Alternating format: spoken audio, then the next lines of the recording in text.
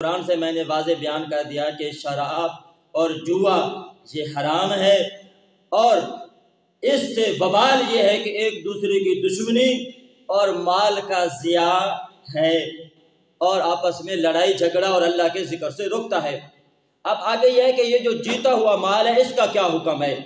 قرآن مجید فرقان حمید کی سورہ بقرہ آیت نمبر 188 کے اندر رب قدوس کا فرمان ہے وَلَا تَعْكُلُوا أَمْوَالَكُمْ بَيْنَكُمْ بِالْبَاطِلِ وَلَا تَعْكُلُوا، اور نہ کھاؤ أَمْوَالَكُمْ، تم اپنے مال نہ کھاؤ، بَيْنَكُمْ بِالْبَاطِلِ، نہ حق طریقے سے تم مال نہ کھاؤ۔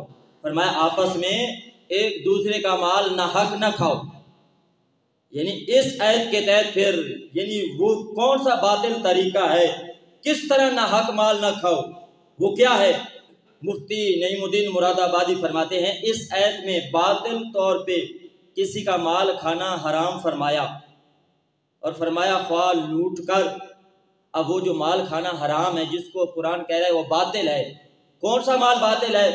لوٹ کر، چھین کر، چوری سے، جوئے سے، یا حرام تماشوں یا حرام کاموں یا حرام چیزوں کے بدلے، یا رشوت یا جھوٹی قسمیں کھا کے یا چغل خوری سے، یہ سب ممنوع اور حرام ہیں۔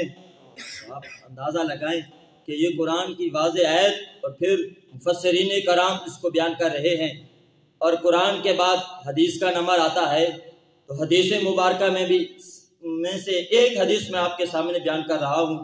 رب کے حبیب صلی اللہ علیہ وآلہ وسلم کا فرمان ہے، یہ ابن ماجہ میں ہے، سرکار دو عالم نور مجسم صلی اللہ علیہ وآلہ وسلم نے فرمایا جس نے نرد شیر یعنی جوا کھیلنے کے سامان سے جوا کھلایا تو فرمایا گویا اس نے اپنا ہاتھ خنزیر کے گوشت اور خون میں ڈبویا۔ جس بندے نے جوا کھلایا، جوے کے وہ آلات جو جن چیزوں سے کھیلا جاتا ہے ان کو ہاتھ لگایا، وہ یہ نہ سمجھے میں شطرنج اور میں تو تاش کے پتوں کو ہاتھ لگا رہا ہوں۔ رب کے حبیب فرما رہے ہیں گویا کہ یہ اپنے ہاتھ میں خنزیر کا گوشت پکڑ رہا ہے اور خنزیر کے خون میں اپنے ہاتھ کو لت پت کر رہا ہے۔